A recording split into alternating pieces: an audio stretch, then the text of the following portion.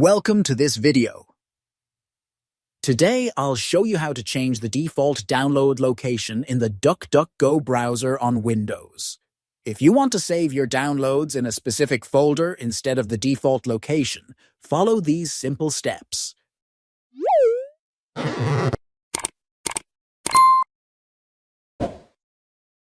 First, open the DuckDuckGo browser on your Windows computer. Click on the three-dot menu in the top right corner of the browser window. From the drop-down menu, select Settings.